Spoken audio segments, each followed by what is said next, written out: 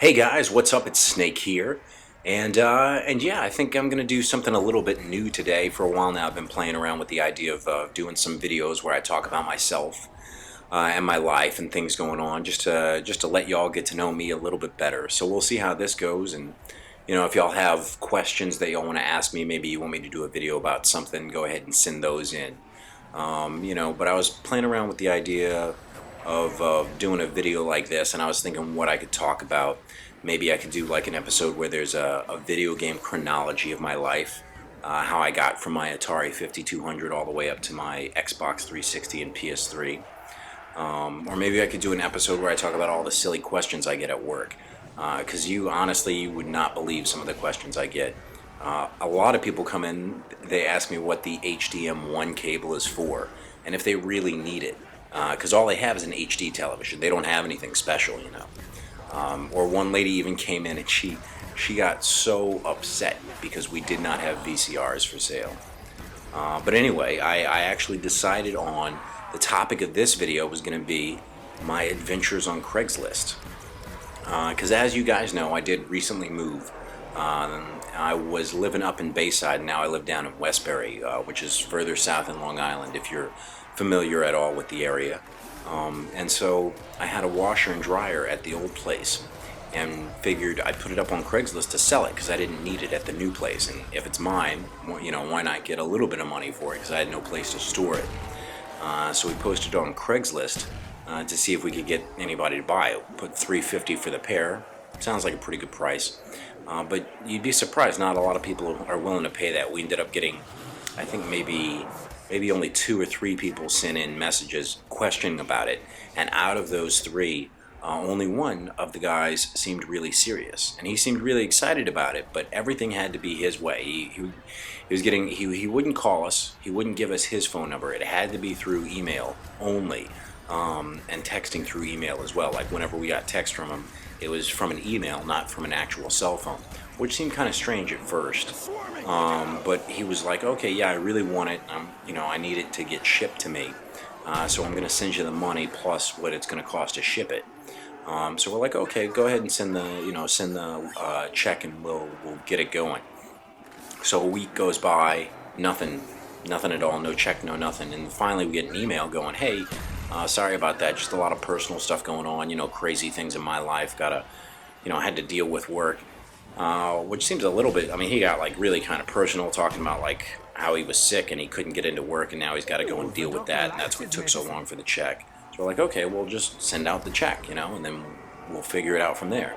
So he goes, "Okay, I'm going to send out the check, and what I want you to do is here's the information for the people who's going to ship it, and here's the address. So we'll go ahead and get that ready. As soon as you get the check, just deposit it and send out or schedule the shipping guys."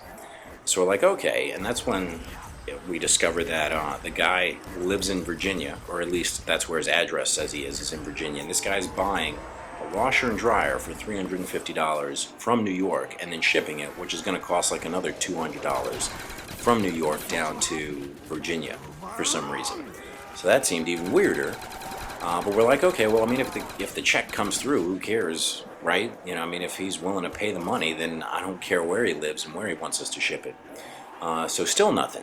A week goes by. Finally, he sends us another email going, "Okay, yeah, just, before it was this whole thing with, my job, and now there's all these family troubles. I've been dealing with my cousin stealing money from my mom." And I'm like, "Okay, well, it's not really a necessity for you to explain why you didn't email us. As long as the check gets here, I don't, it's not really into my business what's going on with your family."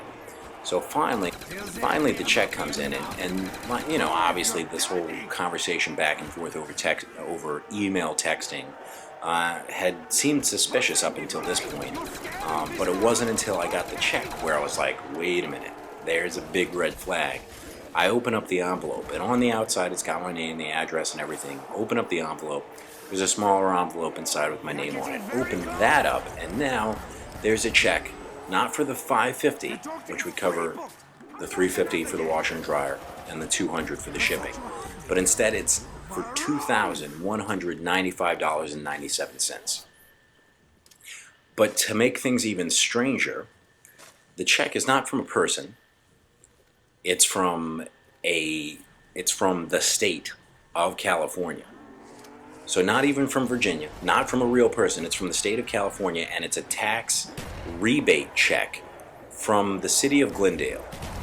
And having lived in LA before, like I told you guys, I looked at it and I was like, well, that doesn't make any sense. Glendale's zip code does not start with a 9-3. So I looked it up. The zip code's from Fresno. The county is Orange County, which Glendale is not in.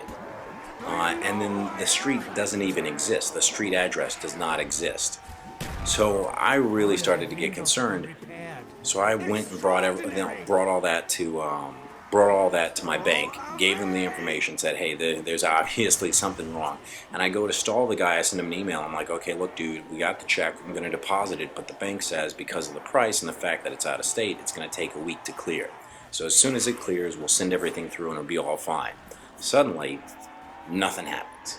No response. It's been 2 weeks now. I haven't heard anything back from him. But come to find out, talking to the people at the bank, it's actually pretty common. Like the Russian mafia and like all these other, like these large groups, they have like, maybe it's not all just the Russian mafia, but there's these groups of people, and what they do is they go on Craigslist and they go to buy things and say, okay, yeah, we're out of state, so we're going to buy it, here's a check, just send it out and pay for the shipping, and then when the check goes through, you'll have all the money. And they're always willing to pay like way more than what the thing's worth. But it turns out what it is the check's always a fake check. And then once you pay the money to get the stuff shipped, they get your stuff. And then B, obviously the people that are shipping it are working with them, so they get that money. And then a lot of times they have like these programs that can track the check, find out the information to your account, and then take all your money. So it was, needless to say, it was pretty crazy, but it was really funny, like the way the guy was interacting with us and the way he was talking about how, it's you know, my brother is stealing money, or my cousin or whatever is stealing money from my mom, and all this crazy stuff. And come to find out, the whole thing was just a big scam. But it was, you know, pretty, well, at first it was upsetting, but in the end it's pretty laughable, because if you think about it, how many people are going to be tricked by that check? And what the people at the bank said, well, chances are what they did was they sent you the wrong check. Because what they'll do a lot of times is they'll send normal regular checks and saying that it's for the right amount that they said. But at the same time, these groups are also running like other scams on the internet, saying, like talking to people about tax forms and saying, yeah, we can get you more rebate for your taxes. And so what they'll do is they'll send a fake check in the mail with the tax information on it. And then when they deposit it, they steal their money too.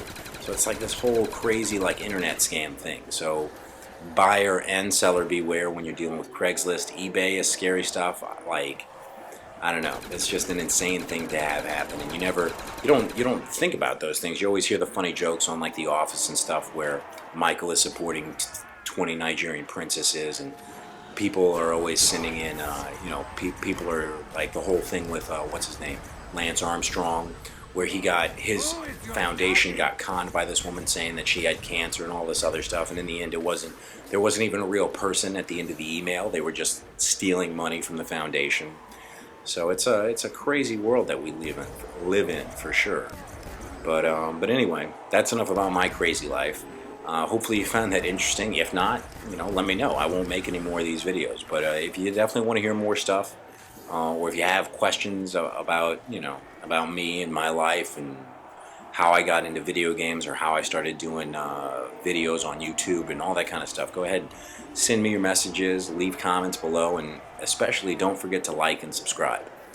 So anyway, until next time, guys, peace out.